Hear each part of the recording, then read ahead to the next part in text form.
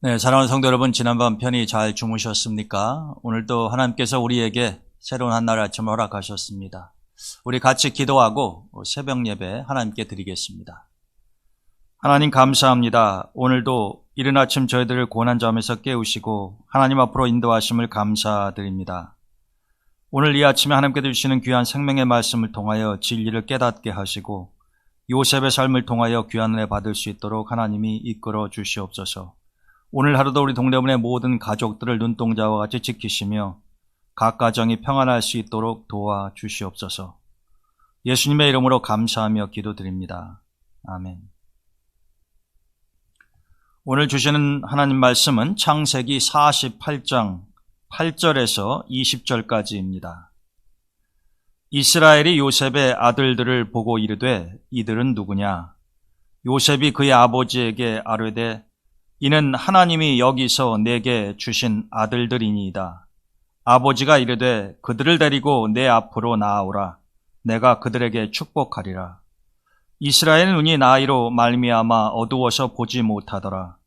요셉이 두 아들을 이끌어 아버지 앞으로 나아가니 이스라엘이 그들에게 입맞추고 그들을 안고 요셉에게 이르되 내가 내 얼굴을 보리라고는 생각하지 못하였더니 하나님이 내게 내 자손까지도 보게 하셨도다. 요셉이 아버지의 무릎 사이에서 두 아들을 물러나게 하고 땅에 엎드려 절하고 오른손으로는 에브라임을 이스라엘의 왼손을 향하게 하고 왼손으로는 므낫세를 이스라엘의 오른손을 향하게 하여 이끌어 그에게 가까이 나아가매 이스라엘이 오른손을 펴서 차남 에브라임의 머리에 얹고 왼손을 펴서 므낫세의 머리에 얹으니 므낫세는 장자라도 팔을 엇바꾸어 얹었더라. 그가 요셉을 위하여 축복하여 이르되 내 조부 아브라함과 아버지 이삭이 섬기던 하나님, 나의 출생으로부터 지금까지 나를 기르신 하나님, 나를 모든 환난에서 건지신 여호와의 사자께서 이 아이들에게 복을 주시오며 이들로 내 이름과 내 조상 아브라함과 이삭의 이름으로 칭하게 하시오며 이들이 세상에서 번식되게 하시기를 원하나이다. 요셉이 그 아버지가 오른손을 에브라임의 머리에 얹은 것을 보고 기뻐하지 아니하여 아버지의 손을 들어 에브라임의 머리에서 므낫세의 머리로 옮기고자 하여 그의 아버지에게 이르되 아버지여 그리 마옵소서. 이는 장자이니 오른손을 그의 머리에 얹으소서 하였으나 그의 아버지가 허락하지 아니하며 이르되 나도 안다. 내 아들아 나도 안다. 그도 한 족속이 되며 그도 크게 되려니와 그의 아우가 그보다 더 큰 자가 되고 그의 자손이 여러 민족을 이루리라 하고 그날에 그들에게 축복하여 이르되 이스라엘이 너로 말미암아 축복하기를 하나님이 내게 에브라임 같고 므낫세 같게 하시리라 하며 에브라임을 므낫세보다 앞세웠더라. 아멘. 우리가 지난주에 요셉의 삶을 보면서 요셉이 애굽의 총리가 되고 난 후에 흉년이 계속되자 이제 백성들이 먹을 것이 없어서 자기들이 가지고 있던 가축뿐만이 아니라 토지까지도 전부 요셉에게 팔 수밖에 없었는데 요셉은 그 모든 것을 사들이고 난 후에 백성들을 더 억압하거나 힘들게 한 것이 아니라 그들에게 농사를 지을 수 있는 땅을 분배해주고 또 종자, 씨앗을 나누어줘서 그들이 농사를 짓고 그 중에 5분의 1만 바로에게 세금으로 납부를 하고 나머지 5분의 4는 자녀들과 함께 그들이 먹고 살 수 있게끔 해주었습니다. 여러분, 이 요셉은 이 애굽의 총리로서 백성들을 살리는 탁월한 정치가였음을 우리가 살펴보았습니다.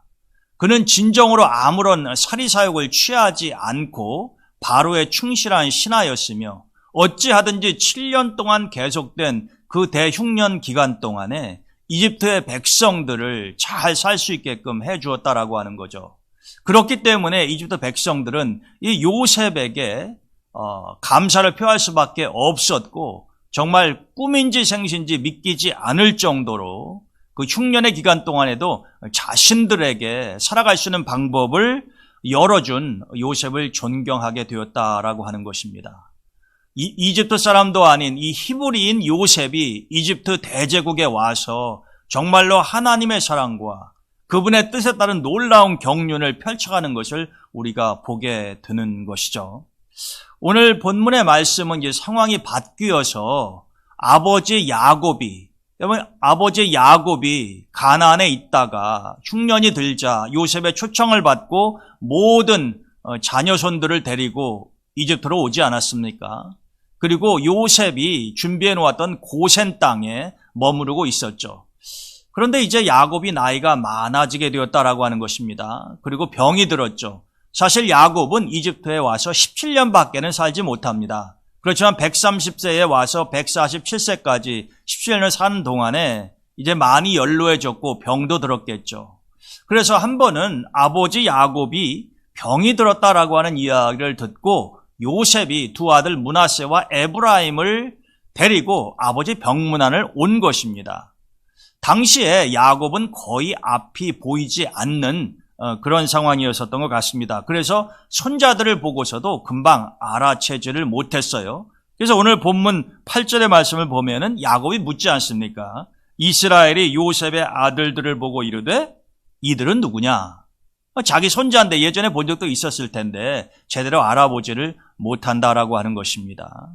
자, 그런데 야곱은 자신의 죽을 날이 가까워 왔음을 알고 이제 이 요셉의 두 아들 므낫세와 에브라임을 축복하려고 하는 것입니다. 당시에는 이 아버지가 세상을 떠나면서 자녀들에게 축복 안수기도 하는 것을 굉장히 중요하게 생각을 했습니다. 아버지의 권위가 인정이 되는 것이고 또 특별히 하나님을 믿는 사람들의 경우에는 이 아버지가 자녀를 축복할 때 하나님이 그렇게 이루어 주실 것이라고 강하게 믿었기 때문에 그러합니다.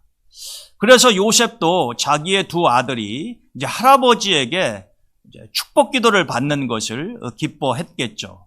근데 오늘 장면을 보면 야곱이 축복 기도를 할 때 요셉의 기대와 좀 다릅니다.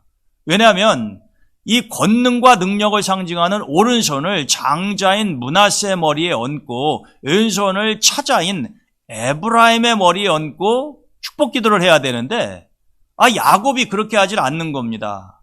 이 팔을 이게 제대로 올리지를 않고 엇바꾸어서 얹었다라고 하는 거죠. 그래서 그 모습을 보았던 요셉이 아버지 이건 아닙니다. 장자에게 오른손을 얹어야 됩니다. 라고 말을 하자 야곱이 무엇라고 요셉에게 말을 하느냐 하면은 안다. 나도 안다. 내 아들아 나도 안다. 라고 이야기를 합니다. 야곱은 무엇을 알았을까요? 왜 그는 나도 안다라고 하는 말을 자기 아들 요셉에게 두 번이나 되풀이해서 이야기한 것일까요? 오늘 제가 설교 제목을 나도 안다, 나도 안다라고 정했는데 오늘 본문의 말씀을 통해서 이 야곱의 손자들을 축복하는 과정을 통해서 우리는 귀한 영적인 교훈을 같이 생각해 보고자 합니다. 자, 여러분 먼저 므낫세와 에브라임을 축복하기 전에 제가 읽진 않았습니다만은 이 창세기 48장 5절과 6절에 보면 이런 대목이 있습니다. 여러분들 요셉의 자녀가 몇 명이었는지 아십니까? 일반적으로는 므낫세와 에브라임 두 아들만 생각하시잖아요.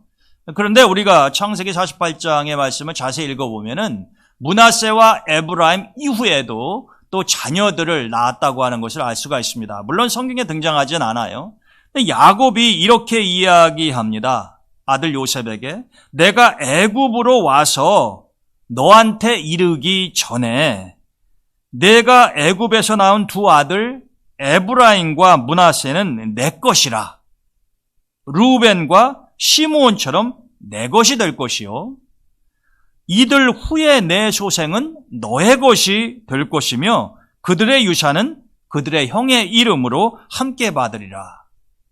여러분 야곱이 지금 요셉이 낳은 두 아들 므낫세와 에브라임 그리고 야곱이 이집트에 오고 난 이후에 요셉이 또 낳은 자식들이 있다는 거죠. 근데 이들을 분리하는 것입니다.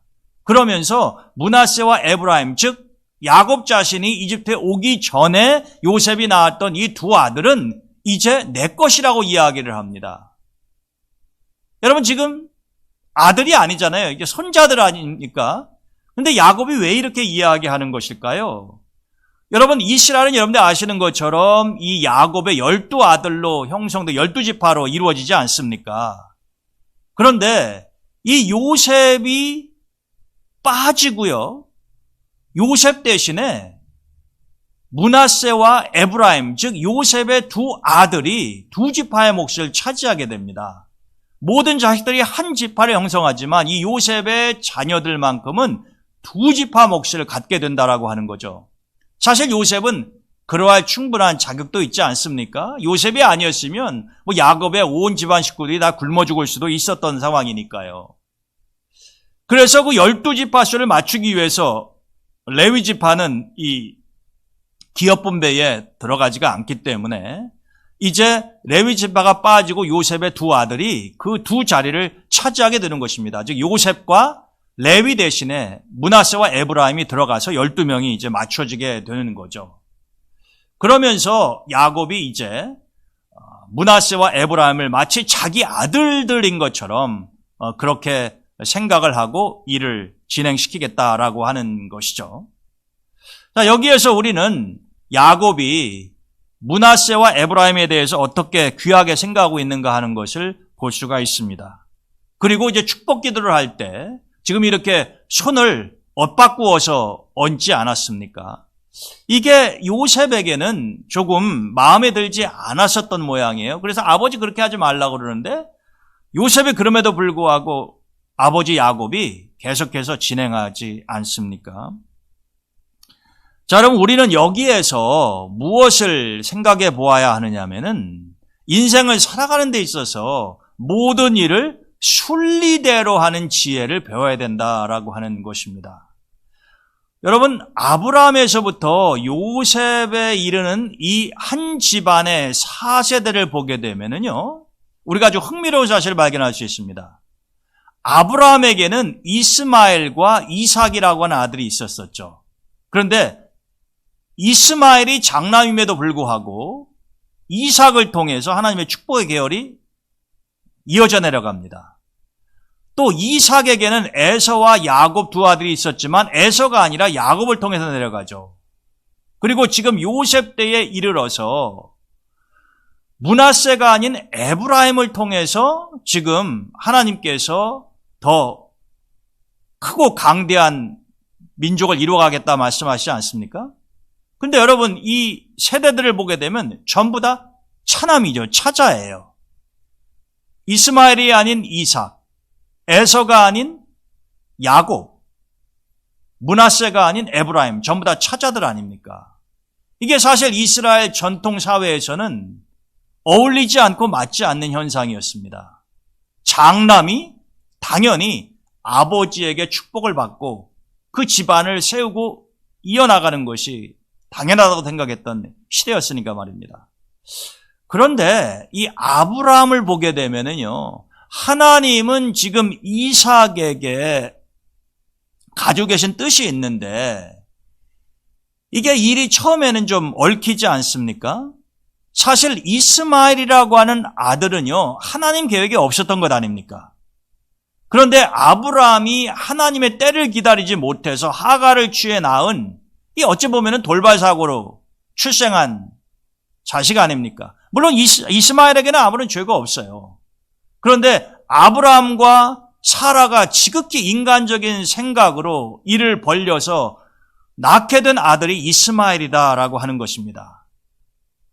하나님에게 아무런 책임이 없는 거죠. 어쩌면 기다리고 인내하지 못했었던 이 아브라함과 사라 부부의 문제라고 볼 수가 있는데 그럼에도 불구하고 하나님께서는 어떻습니까? 일은 아브라함이 저질렀는데 훗날 이스마엘도 한 민족을 형성하게 해주시겠다고 약속하셨고 그것이 바로 아람 민족 아닙니까? 그냥 하나님이 정하신 순리대로 기다리고 따라왔으면 그런 이스마엘과 이삭 사이에 갈등이라든가 어려움이 없었고 하갈과 이스마엘 이 모자가 광야로 쫓겨나는 아픈 사건도 없었을 텐데 이 하나님의 말씀을 인내하면서 기다리지 못했었던 그 아브라함이 사실은 이를 벌렸다라고 하는 겁니다. 자, 여러분 이삭의 두 아들인 에서와 야곱의 경우는 어떠합니까? 이 차남으로 이어진다고 하는 것은 마찬가지지만 이 상황이 조금 다릅니다. 여러분, 하나님은 에서와 야곱이 복중에 있을 때부터 야곱이 더 크게 될 거라고 하는 것을 말씀하셨어요. 그런데 리브가는 혹시라도 이 차남인 야곱이 축복을 받지 못할까 봐 남편 이삭을 속여가면서까지 이 에서가 축복을 받지 못하게 하지 않습니까? 동생 야곱은 형 에서의 약점, 배가 고프다고 하는 것을 악용을 해서 죽한 그릇에 이 장자가 받을 축복을 가로채지 않습니까? 그래서 20여 년 동안 집을 떠나 외삼촌 라반의 집에 가서 정말 노예처럼 살아야 되는 기구한 운명에 처하지 않습니까? 근데 여러분, 여기에서요, 우리가 한번 생각해 볼 것이 있습니다. 하나님께서 리브가가 이 쌍둥이를 잉태했을 때 분명히 말씀하셨잖아요. 훗날 야곱이 에서보다 크게 된다라고 하는 것입니다. 만약에 그것이 하나님의 뜻이라고 한다면 그렇게 리브가와 야곱이 남편과 아버지를 속이고 또 형 에서가 배고픈 것을 이용을 해서 장자권을 빼앗지 않아도요, 하나님의 순리에 따르면 당연히 야곱이 하나님의 축복의 결을 이어가게 되어 있다라고 하는 것입니다. 근데 어떻습니까? 우리는 성경을 보게 되면은 이거를 자꾸 인간적인 생각으로 뒤틀죠. 아브라함과 사라의 경우에 있어서도 하나님의 말씀을 좀 시간이 오래 경과하긴 했습니다만 끝까지 인내하며 기다리지 않고 자기들의 인간적인 발상으로 일을 처리하지 않습니까? 그래서 평안했습니까? 그렇지 않죠. 그것이 가족 간의 갈등과 눈물을 가져오지 않습니까? 여러분, 에서와 야곱의 경우도 마찬가지죠.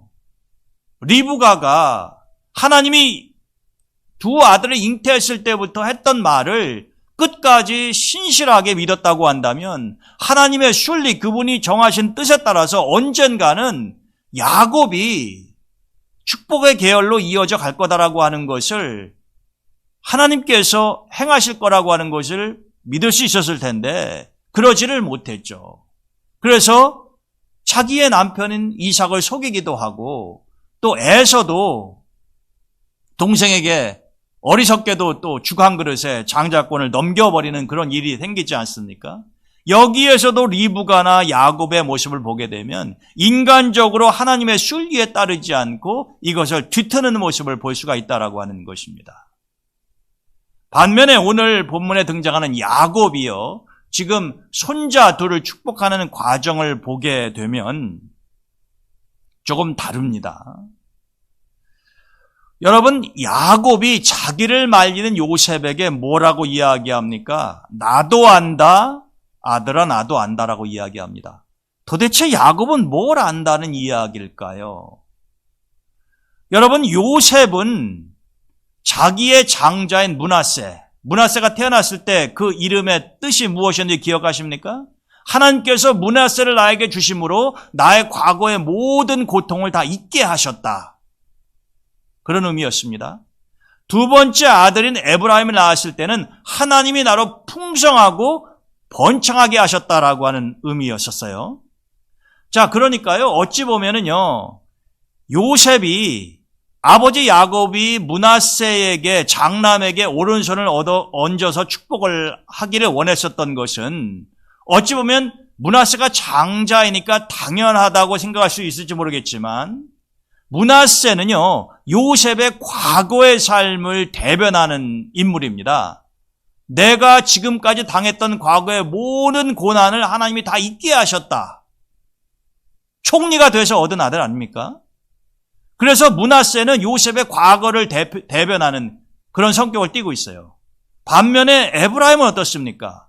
하나님이 나로 번성하게 하셨다. 정확히 표현하면 2배로 번창하게 하셨다라고 하는 것인데 이것은 요셉의 미래를 상징적으로 표현하고 있는 이름입니다.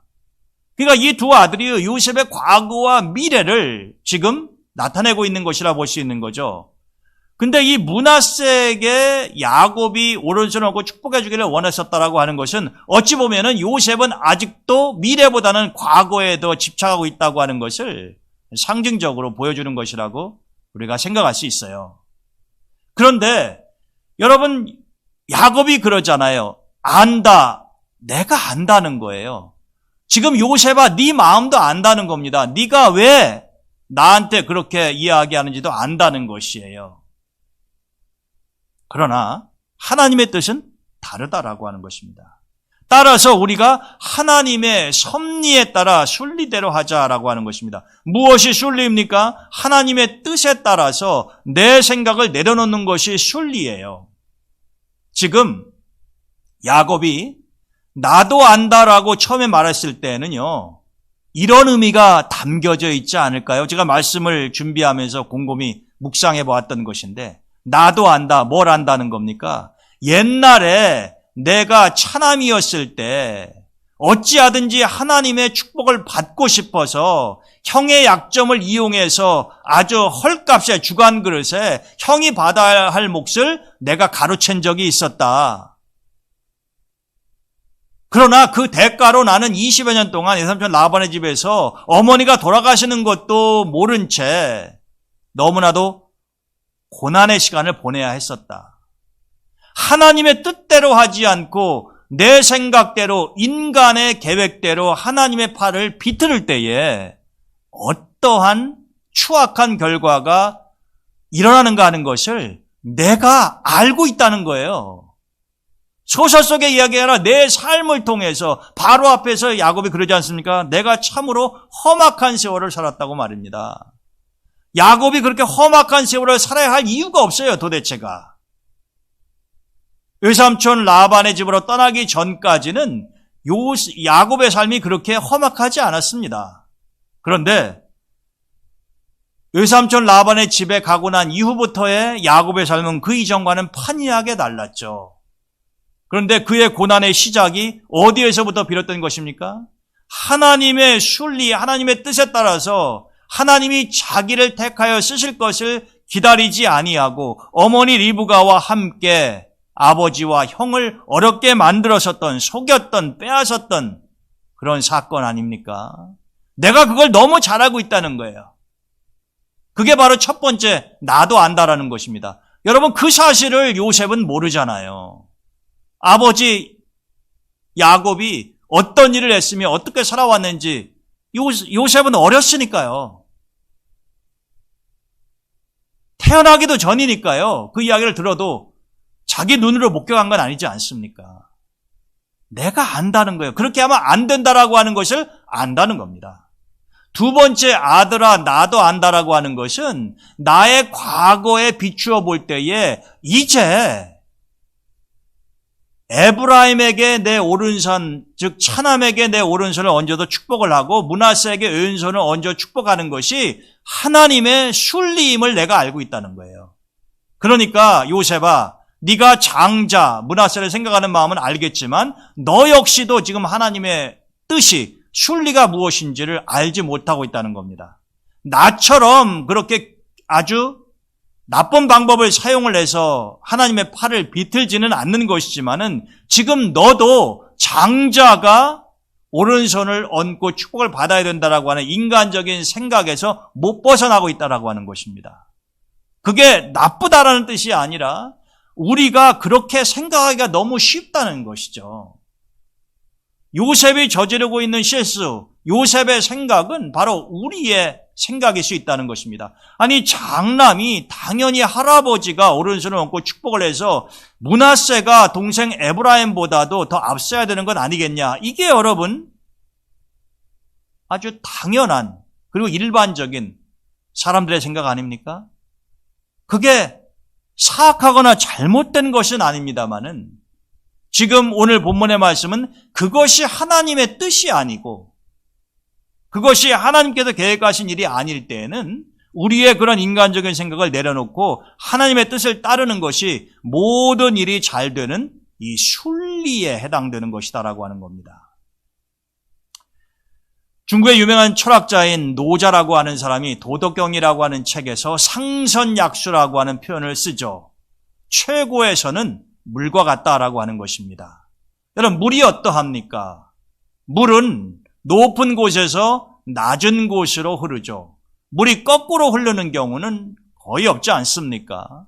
순리에 따라서 물은 높은 곳에서 낮은 곳으로 흐르고 웅덩이가 있으면 웅덩이를 채우고 또 흘러 내려갑니다. 이러한 물의 모습을 보면서 노자는 깨달은 것이죠. 최고의 선이라고 하는 것은 저렇게 물처럼 겸손하게 위에서 아래를 향해 흐르며 무리하지 않고 순리대로 높은 곳에서 낮은 곳으로 내려가는 것을 물의 일생을 통해서 노자는 깨달은 것이다라고 하는 것입니다. 여러분, 하나님이 천지 만물을 창조하시고 모든 것이 그분이 정하신 순리에 따라서 진행되게 되어 있지 않습니까? 아무리 봄이 아름답다고 하더라도 때가 되면 봄은 여름에게 자리를 넘겨주는 것이 마땅한 것입니다. 아무리 벚꽃이 예쁘다고 하더라도 때가 되면 지는 것이 자연의 순리 아닙니까? 겨울이 아무리 혹독하고 힘들더라도 때가 되면 반드시 봄에게 그 자리를 넘겨주고 떠나야 되는 것 아닙니까? 이것이 자연현상을 통해서 보는 하나님이 정하신 순리다라고 하는 것입니다. 여러분, 우리가 살아가면서 삶이 고달프고 내 인생이 엉망진창으로 되어가는 많은 이유 중에 하나가요, 바로 이 순리를 따르지 아니하고 영리를 따르기 때문에 그렇습니다. 자연스럽고 올바른 길을 따라가는 것이 아니라 자꾸 내 생각대로 하나님의 뜻에 반하여 그것을 뒤틀고 내가 원하는 인간적인 방법을 사용해서 만들어 보려고 할 때 우리의 인생은 꼬이기 마련이다라는 것입니다. 여러분, 야곱은요, 지금 자기 자신이 과거의 순리를 벗어나 잘못된 방법으로 일을 해보려고 했을 때 어떠한 추악한 결과가 일어났었던가 하는 것을 너무나 잘 알고 있는 사람이에요. 그래서 이제 죽기 전에 손자들에게 축복할 때는 장남이나 차남이나를 따르는 것이 아니라 내 인간적으로 판단하는 것이 아니라 하나님의 뜻이 어디 있느냐라고 하는 것을 파악을 하고 하나님의 뜻에 따라서 손을 엇바꾸어서 축복하는 것, 그것이 결국에는 므낫세에게도 에브라임에게도 좋은 일이다라고 하는 확신을 야곱은 가지고 있었다라고 하는 것입니다. 여러분, 우리가 이스라엘의 역사 가운데에서 가장 슬픈 이 부자 간의 관계 이야기가 사울왕과 요나단이 아닐까 생각을 합니다. 여러분, 이 사울이 왕이 되고 난 후에 다윗이 등장함으로 자기가 세운 왕조가 혹시라도 다윗에게 넘어갈까 봐 전전긍긍하면서 다윗을 제거하려고 무던히 애를 쓰지 않습니까? 근데 요나단은 다윗의 절친한 친구가 되잖아요. 아버지의 원수를 어떻게 가장 친한 친구로 삼을 수가 있습니까? 다윗이 없어져야 요나단이 왕이 될 수 있는 것 다 압니다. 그런데 요나단이 다윗을 위험에서부터 건져주고 아버지의 칼날에서부터 보호해주면서 무엇라고 이야기합니까? 다윗아, 나는 하나님께서 너를 왕으로 세우실 것을 분명히 알고 있다. 여러분, 알면 죽여야죠. 알면 없애야죠. 화근을 제거해야죠. 그렇지만 요나단은 그렇게 하지 않았습니다. 왜냐하면 다윗을 사울의 뒤를 이어 왕으로 세우고자 하는 것이 하나님이 정하신 계획이었고 그것을 따르는 것이 순리였다라고 하는 것을 요나단은 젊은 나이에 깨닫고 있었다고 하는 거죠. 근데 정작 아버지 사울은 그것을 알지 못해서 하나님의 뜻을 거슬려 억지를 부리지 않습니까?